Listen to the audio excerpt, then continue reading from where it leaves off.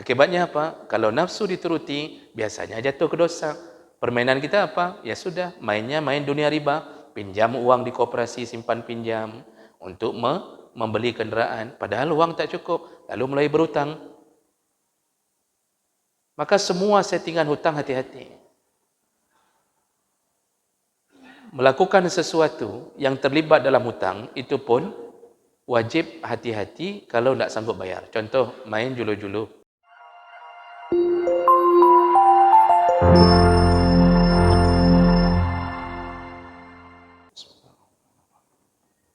Assalamualaikum warahmatullahi wabarakatuh. Innal hamdalillah nasta'inuhu wa nastaghfiruh wa na'udzu bihi min shururi anfusina wa min sayyiati a'malina. Man yahdihillahu fala mudilla lahu wa man yudlil fala hadiya lahu. Asyhadu an la ilaha illallah wahdahu la syarika lahu wa asyhadu anna Muhammadan 'abduhu wa rasuluhul karim. Allahumma salli wa sallim ala nabiyyina al-Mustafa Muhammadin wa ala alihi wa ashabihi ajma'in. Amma ba'd. Rabbi shrah li sadri wa yassir li amri wa hlul 'uqdatam min lisani yafqahu qawli. Segala puji bagi Allah, kemudian salawat dan salam pada Rasulullah, pada keluarga dan seluruh sahabat-sahabatnya. Ya Allah muliakan insyaAllah jamaah salat maghrib dan Isya, dan mudah-mudahan kehadiran kita di majlis-majlis ilmu menjadi penyebab terbukanya pintu surga insyaAllah. Bapak Ibu yang Allah muliakan, kita masih membahas tentang fadilah mati syahid. Di pertemuan yang lalu kita sudah membahas bahawa di antara kemuliaan yang Allah beri kepada para syuhada, yaitu Allah tidak memperlakukan mereka seperti layaknya orang yang telah mati. Allah menyambung hidupnya dengan berbagai kebahagiaan. Allah berikan rezeki yang berlimpah setelah kematian mereka, dan mereka mendapatkan kesenangan. Wa farihina bima utu, mereka senang sekali. Jadi mereka dianggap hidup di sisi Allah. Itu kemuliaan orang-orang yang mati syahid. Baik, kita lanjutkan berikutnya. Fadilah berikutnya, orang-orang yang mati syahid diampunkan dosa-dosanya dari awal tetesan darah yang menyebabkan kematiannya. Syuhada ini ketika mereka merasakan sakarat dan darah yang keluar adalah lambang perjuangan mereka membela agama Allah, maka sebagai balasan Allah di atas kemuliaan hambanya yang menegakkan agamanya, dari awal tetesan darah yang keluar, Allah menggugurkan dosa-dosanya. Dan ini disebutkan oleh Nabi dalam beberapa hadis. Di antaranya Rasulullah mengatakan, hadis dari Al-Miqdam bin Ma'di, qala Rasulullah sallallahu alaihi wasallam, Rasulullah berkata, lisyahidi indallahi sittu khisal. Orang yang syahid itu di sisi Allah, dia mendapatkan 6 kemuliaan. Dan kemuliaan yang pertama, yughfaru lahu fi awwali daf'atin, diampunkan dosa-dosanya dari awal terpancarnya darah. Diampunkan dosa-dosanya dari awal terpancarnya darah, fi awwali daf'ah. Kemudian dalam hadis yang lain, ini sebenarnya ada 6, tapi hadisnya panjang, nanti yang 6 akan kita urut berdasarkan fadilah masing-masing. Dikuatkan lagi dalam hadis yang lain, Rasulullah sallallahu alaihi wasallam juga mengatakan, sittu khisalin ay yaghfir lahu fi awwali daf'atin min dammi.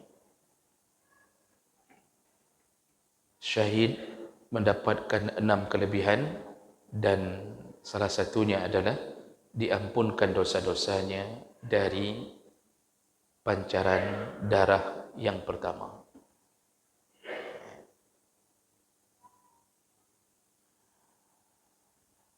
Dan juga dari hadis dari Abi Qatadah bahwa beliau mendengarkan Rasulullah sallallahu alaihi wasallam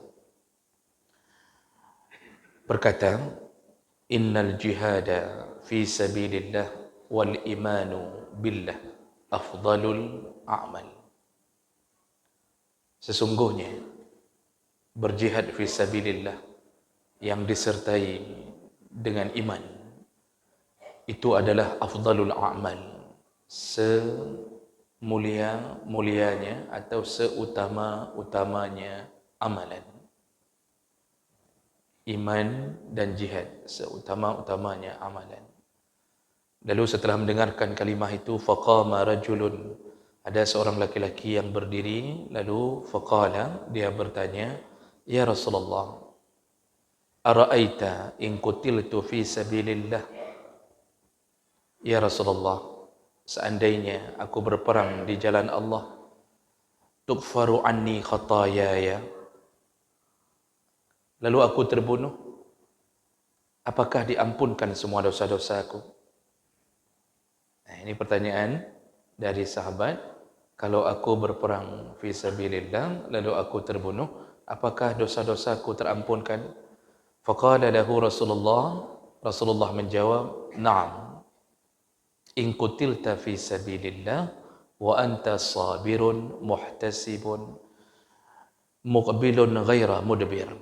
Benar kata Rasulullah, benar, diampunkan dosa-dosamu selama engkau terbunuh dalam keadaan bersabar, dalam perang engkau bersabar, lalu engkau berharap-harap balasan Allah, artinya engkau yakin dengan janji-janji Allah, lalu engkau muqbil ghaira mudbir, engkau berjuang berhadapan dengan musuh tanpa berusaha melarikan diri. Nah, jadi Nabi menyebutkan semua dosa-dosa orang syahid itu diampunkan selama dia sabar menerima keadaannya. Ya, tentu kita tahu bahwa orang ketika sedang berjuang di medan perang fi sabilillah, kekurangan makan, kekurangan minum, kelelahan, dibarengi dengan sayatan pedang yang mungkin sudah merobek kulitnya, dan dia sabar menerima semua itu, lalu dia muhtasib, dia benar-benar berharap dari Allah, artinya tidak sedikit pun ada keraguan pada janji Allah. Inilah yang namanya iman. Jadi iman itu percaya pada sesuatu yang sebenarnya kita tidak melihatnya, lalu kita wujudkan melalui perkataan, perbuatan. Jadi keimanan di hati itu diwujudkan melalui perkataan, perbuatan. Makanya orang kenapa disuruh berzikir, dia mau berzikir, karena dia yakin setiap zikirnya akan membuat pahala di sisi Allah. Kalimah-kalimah yang diajarkan Nabi, dia ucapkan karena dia yakin kalimah itu berat di timbangan Allah. Lalu kenapa orang mau menuju ke medan perang? Karena dia yakin bahwa dia akan dibalas semuanya oleh Allah. Nah, ini keyakinan ini dihargai oleh Allah. Jadi kita kalau melakukan sesuatu, kata Nabi, itu harus ada sifat muhtasib. Makanya dalam Ramadan pun kan disebutkan man sama imanan wahtisaban. Barang siapa yang berpuasa dengan iman, lalu dengan ihtisab, penuh harap dari Allah. Penuh harap. Dia tidak ada sedikit pun keraguan. Kita ini kalau kerja di satu perusahaan, Pak, kita penuh harap juga diiringi dengan keraguan-raguan. Arti keraguan-raguan, ini nanti gaji kita dibayar enggak nih? Kalau dibayar penuh enggak nih? Bagaimana kalau bosnya tidak mau bayar? Masih ada keraguan. Itu kalau dengan manusia. Kalau dengan Allah enggak boleh ada itu. Kalau ada itu berarti iman kita bermasalah. Kita harus yakin kita dibayar. Harus yakin kita dibayar. Memang dibayarkan. Allah tidak akan langgar janji seperti bos-bos yang ada di dunia melanggar janji. Tidak. Allah beli. Inna Allah ashtara minal mu'minin. Allah beli. Apa yang dikeluarkan oleh mukmin, harta mereka, jiwa mereka, Allah beli, kata Allah. Padahal yang kasih modal Allah. Begitu kita sudah memproduk dari modal itu, ternyata dibeli kembali oleh yang memberi modal. Bayangkan. Ini penuh di dalam dada. Makanya Nabi mengatakan, orang berjihad itu, kalau dia punya sifat sabar, dia yakin dengan semua balasan Allah, lalu dia berharap hanya itu, lalu kemudian keadaannya benar-benar maju di medan perang, tanpa berusaha untuk melarikan diri. Tidak ada usaha melarikan diri. Artinya dia tidak takut menerjang musuh. Maka diampunkan dosa-dosanya. Lalu kemudian Rasulullah sallallahu alaihi wasallam bertanya ke orang ini kembali, "Kaifa qulta?" Tadi yang kamu sebutkan bagaimana? Jadi maksud Rasulullah bertanya bahwa yang sudah dijawab oleh Nabi, apakah cocok dengan pertanyaan tadi? Makanya Rasulullah menyuruh ulangi pertanyaan. Kamu tadi maksudnya nanyanya bagaimana? Ditanya lagi oleh laki-laki ini, "Ara'aita in qutiltu fi sabilillah atakfuru anni khataayaya?" Ya Rasulullah, yang kumaksud adalah kalau seandainya aku terbunuh di jalan Allah, apakah diampunkan semua dosa-dosaku? Dan Rasulullah kembali menjawab, "Na'am, wa anta sabirun muhtasib muqbil ghaira mudbir." Ya, kata Rasulullah. Ya. Kalau engkau berperang dalam keadaan sabar, muhtasib, berharap dari Allah, lalu berhadapan maju tanpa berusaha melarikan diri. Nah, di ujungnya Nabi mengatakan, maksudnya semua dosa engkau diampunkan. Tapi di ujung hadis ini Rasulullah mengatakan, illa, kecuali ad-dain, kecuali dosa hutang. Fa inna Jibril alaihi salam qala li zalik. Jibril lah yang mengatakan kepadaku tentang itu. Nah, jadi Nabi memberi isyarat, ini hadis riwayat Muslim dengan derajat yang sahih, Nabi memberi isyarat bahwa dosa-dosa orang yang berjihad fi sabilillah itu semuanya diampunkan Allah, semuanya. Tapi diberi istisna, diberi pengecualian. Nah, pengecualian itu yang kita harus hati-hati. Sekaligus kita harus waspada, ternyata ada dosa yang tidak dimaafkan Allah walaupun posisi sebagai orang yang mati syahid. Ini perlu dipahami betul, karena ada orang yang selama ini merasa diri syahid, padahal ada dosa yang menghalangi dia mendapatkan ampunan Allah. Artinya dosa lain diampunkan, tapi ada dosa yang Allah tidak ampunkan kecuali dia menyelesaikannya. Nah, dosa yang pertama, seperti yang disebutkan di ujung hadis tadi, adalah dosa hutang.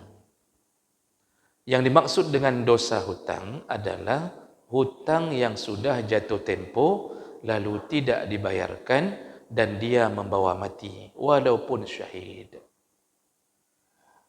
Walaupun syahid. Tapi kalau seandainya dosa belum jatuh tempo, lalu terjadi musim perang, sedangkan hutang belum jatuh tempo masih lama, itu tidak dianggap sebagai orang yang membawa mati hutang. Karena nanti diselesaikan oleh harta warisnya. Harta yang diwariskan itu wajib bayar hutang dulu. Dan dia dianggap bukan orang yang menipu atau membawa hutang dalam kematiannya. Dan masalah hutang ini yang menjadi penghalang syahid mendapatkan ampunan dari dosa hutang, itu juga disebutkan dalam hadis dari Abdullah bin Umar, anna Rasulullah sallallahu alaihi wasallam qala, Rasulullah berkata, yughfaru lisyahid kulla zambin illa ad-dain. Diampunkan untuk orang syahid semua dosa, kulla zambin, semua dosa, illa, kecuali ad-dain, kecuali dosa hutang. Ini dosa hutang ini, itu kenapa tidak diampunkan? Kenapa dosa-dosa yang lain begitu mudah diampunkan Allah? Jadi nanti ini ada dua dosa Bapak Ibu yang enggak diampunkan bagi orang syahid. Kalau syahid saja tidak diampunkan, apalagi kita yang meninggal dalam keadaan tidak syahid. Itu syahid fisabilillah. Itu tidak diampunkan dosa hutangnya. Artinya tidak gugur hutangnya gara-gara syahid. Kalau kita mendapatkan pahala syahid, bukan menjadi syahid, jangan pikir terampunkan dosa. Kan kita sudah jelaskan di awal. Jadi ada yang syahid dunia, syahid akhirat, yaitu fisabilillah berperang. Ada yang syahid akhirat, tapi tidak syahid dunia. Siapa mereka? Yang disebutkan oleh Nabi. Yang meninggal terbakar, tenggelam, tertimpa bangunan, kemudian yang meninggal terkena penyakit taun, meninggal karena penyakit perut, kemudian meninggalnya seorang ibu yang melahirkan anaknya, meninggal karena membela harta waktu dirampok. Itu semuanya dapat pahala syahid. Itu namanya syahid akhirat. Tapi tidak diperlakukan syahid di dunia. Tetap dimandikan, dikafankan, disolatkan dan dikuburkan seperti biasa. Nah, orang-orang ini, kalau yang syahid medan perang dunia akhirat, dosa hutangnya tidak diampunkan, apalagi syahid yang cuma akhirat tadi. Ada orang yang mengira bahwa kalau sudah diproses di dunia, hutang itu bisa selesai di akhirat, walaupun dia tidak membayarnya. Nah, maksud saya, ada orang yang ketika berhutang, lalu dilaporkan ke polisi, sudah tidak bayar hutang ratusan juta, dan itu sudah jatuh tempo, dilaporkan ke polisi, ditangkap, lalu dibereskan melalui pengadilan. Akhirnya pengadilan menjatuhkan hukuman penjara. Sudah jatuh hukuman penjara sekian tahun, lalu kemudian dia keluar, utang tidak dibayar. Ada yang mengira, ini anggapan orang awam, ada yang mengira bahwa saya kan sudah di penjara, berarti tidak perlu lagi bayar hutang, karena penjara itu dianggap sebagai pembebas hutang. Nah, begitu cara orang berpikir. Makanya ada orang yang jadi korban hutang, kadang-kadang malas melaporkan, karena kalau sudah laporkan orangnya di penjara, hutangnya tidak kembali. Padahal dalam hukum Allah, dalam hukum syariat, hutang itu mau dipenjara beratus tahun pun, yang hutang Rp1.000 pun tidak dimaafkan, kalau belum mendapatkan maaf atau melunasinya. Penjara itu efek daripada kejahatan kita. Itu resiko kejahatan kita.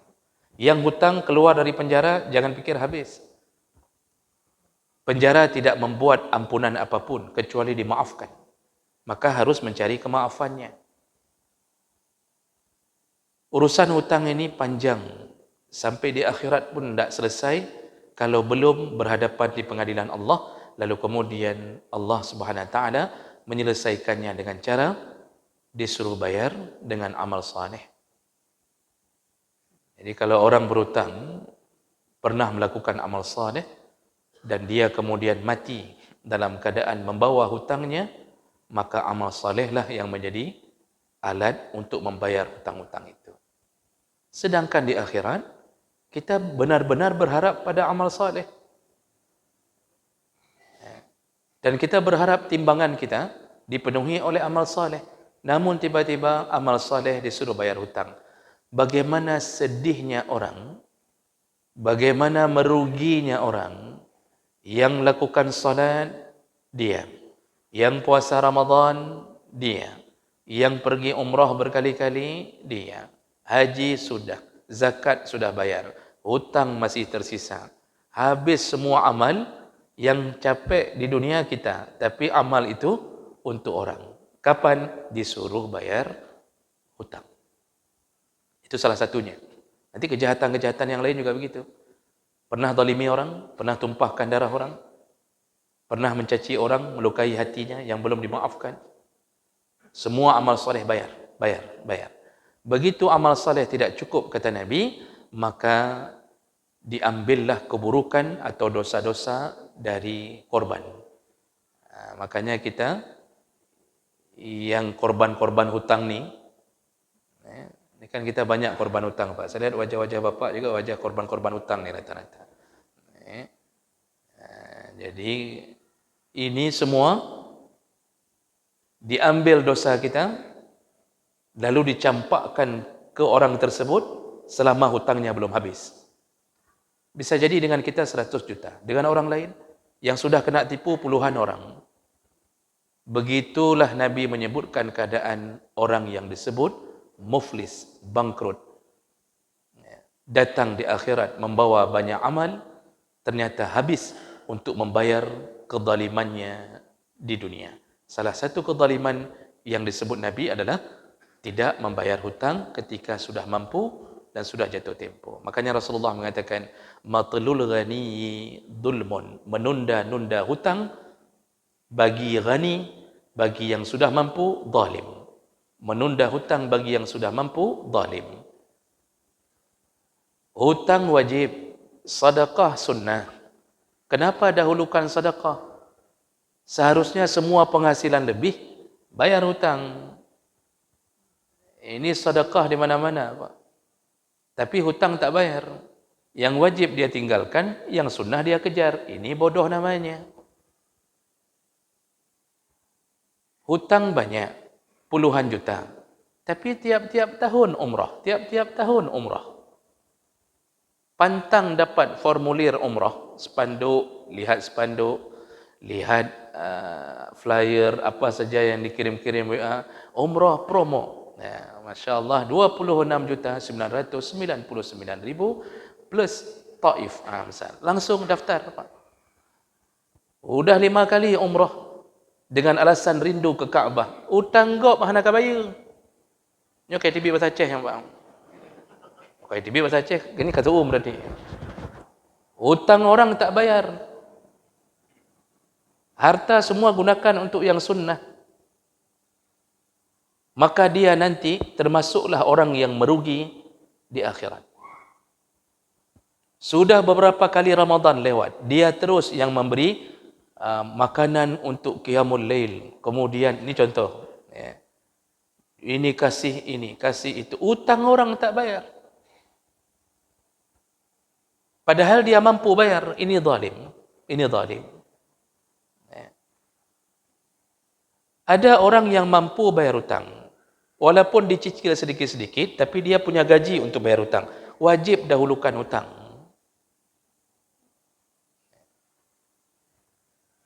Kalau orang yang meninggal, hartanya tidak boleh dibagi warisan, kecuali selesaikan dulu hutang, maka bagi orang hidup, itu lebih utama untuk dilaksanakan.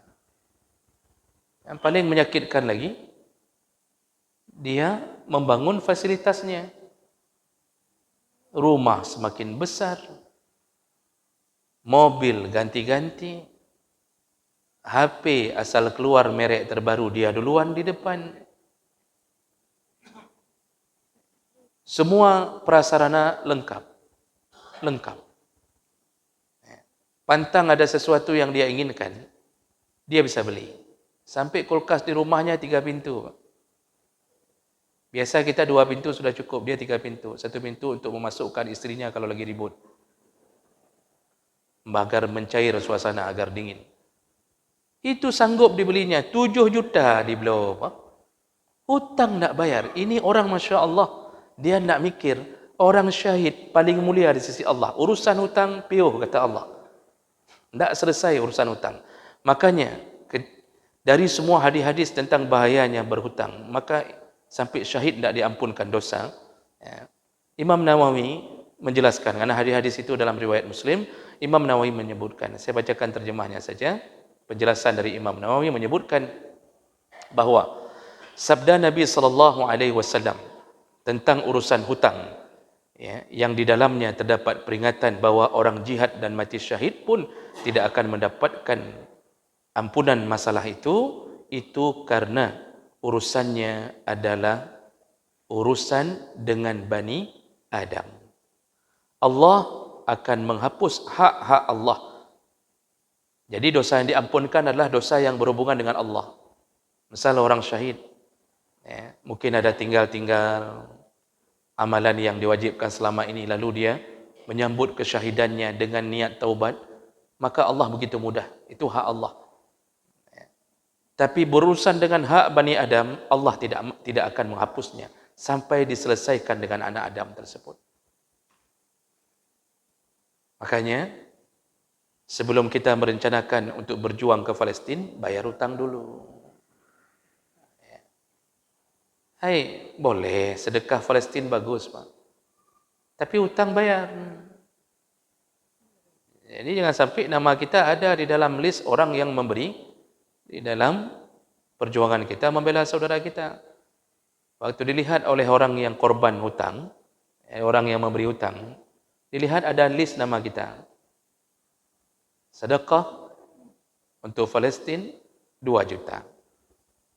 Dilihat oleh orang yang memberi hutang. Ke Palestin kaju, hutang ke hendak bayar. Itu kan orang kalau sudah marah begitu bahasanya. Ini hal yang patut kita jaga. Maka hidup itu tidak usah banyak sekali berhutang. Kalau perlu jangan berhutang. Hidup jangan berhutang. Orang-orang tua kita menasihati kita, berdirilah seluas tapak. Deng belok tapak, berdirilah seluas hanya tapak kaki, duduklah hanya seluas punggung, pantat bahasanya. Artinya, hiduplah apa adanya.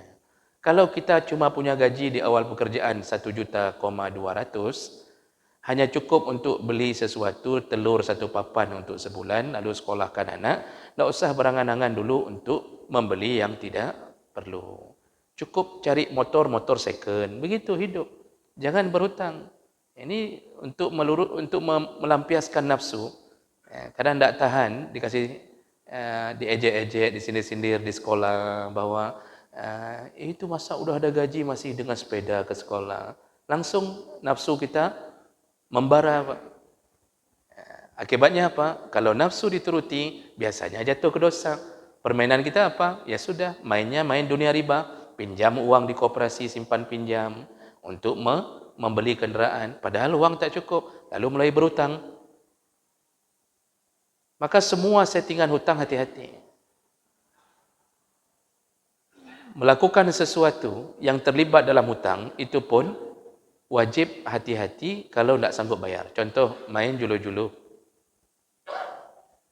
Itu main julu-julu, akadnya akad apa? Akad hutang piutang. 10 orang bermain, 1 orang yang tarik, berarti 9 orang memberikan hutang kepada 1 orang. Maka kita terhutang dari 9 orang. Wajib bayar nanti sedikit-sedikit di bulan-bulan berikutnya. Nah, ibu-ibu yang main julu-julu, agar selesai urusan di akhirat, itu waktu main, kasih tahu suami. Buat surat wasiat sama suami. Saya baru tarik julu-julu sebesar 1 miliar. Kalau saya meninggal, tolong abang bayarkan. Pasti langsung diceraikan setelah dia baca surat wasiat itu.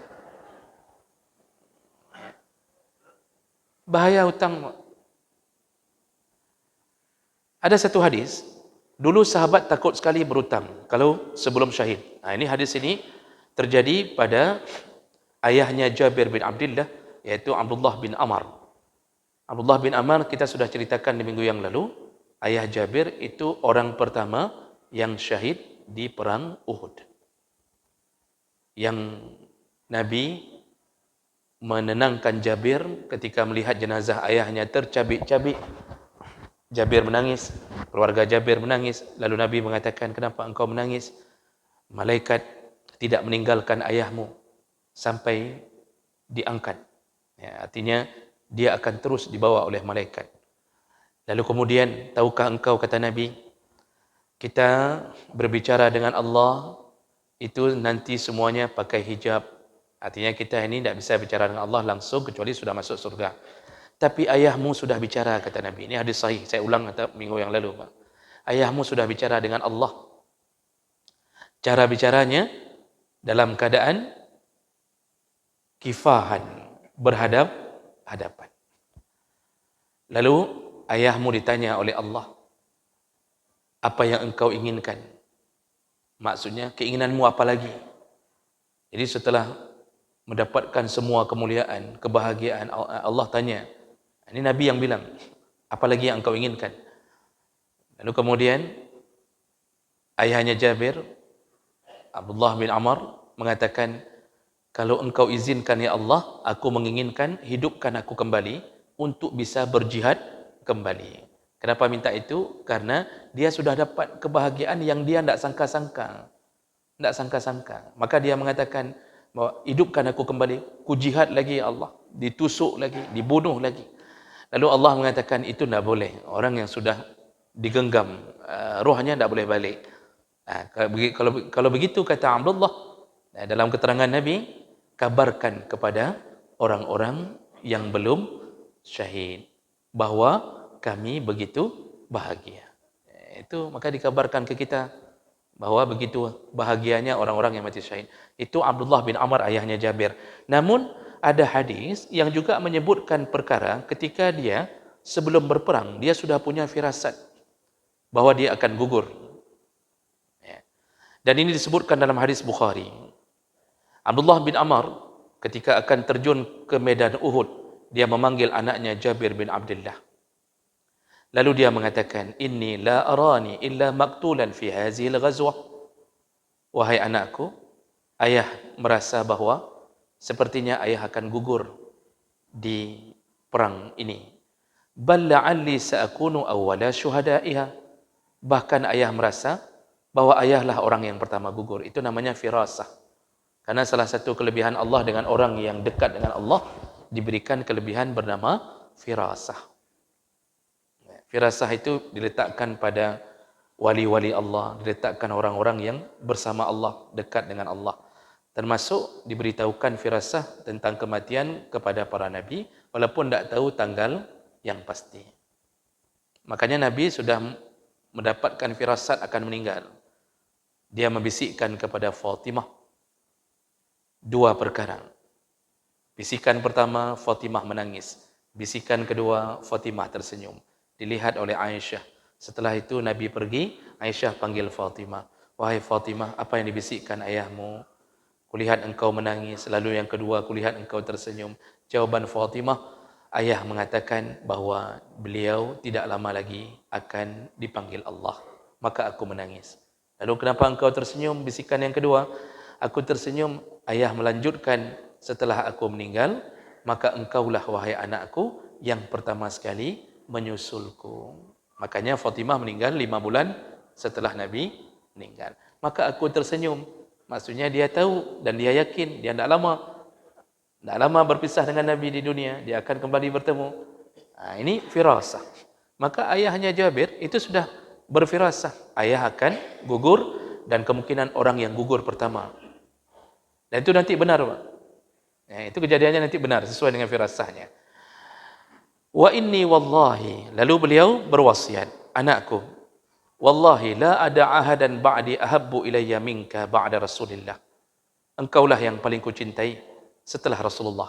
Jadi setelah Rasulullah, kita kadang-kadang terkena panah asmara pada anak kita, pada istri kita, lebih kita cintai daripada Rasulullah. Padahal Rasulullah mengatakan apa? Tidak sempurna iman seseorang sampai Allah dan Rasul ahabbu ilaihi, lebih dicintainya daripada orang tuanya, daripada anaknya. Maka begitu kata Abdullah bin Umar. Lalu kemudian beliau menyambung, wa inna alayya dainan, anakku, ayah masih punya hutang. Faqdi anni di daini. Ya. Kalau ayah gugur, segera bayarlah hutang ayah. Wastausi bi ikhwatika khairan. Lalu berbuat baiklah kepada saudara-saudaramu. Dua wasiat. Dua wasiat. Bayar hutang dan berbuat baiklah kepada keluargamu. Dan itu benar-benar terjadi, Bapak Ibu yang Allah muliakan. Maka lihatlah kegelisahan sahabat kalau takut syahid, utang masih tinggal. Makanya hari ini Pak, orang, mohon maaf saya ulang ini, kadang-kadang memang kurang ajar betul Pak. Ibadah tidak jelas, tidak ada jaminan surga. Salat enggak, puasa suka-suka, zakat tak bayar, hutang dia amankan dalam dirinya. Tidak ada pun dia wasiat. Mati, kekeh mati aja mana. Dia pikir dia ada orang dalam di surga, dia bisa urus surga. Suka-suka hidup, hutang tidak bayar, tidak mikir pun. Kita yang memberi hutang yang selalu mikir. Asal mau tidur terpikir, mau tidur terpikir. Makanya kita kurus karena banyak kali mikir. Karena saya tidak ada pikiran hutang, tidak kurus. Memang orang Masya Allah menganggap remeh hutang. Salat terus. Hutang tidak bayar.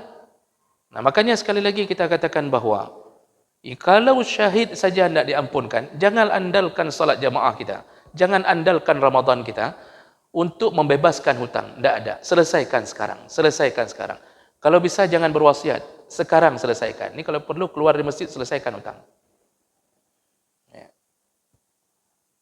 Inilah amalan yang ditunda Allah bagi orang syahid untuk mendapatkan kemuliaan sampai diselesaikan hutangnya oleh ahli warisnya.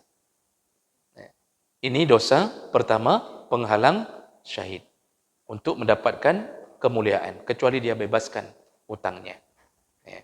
Atau dimaafkan oleh orang yang memberi hutang padanya.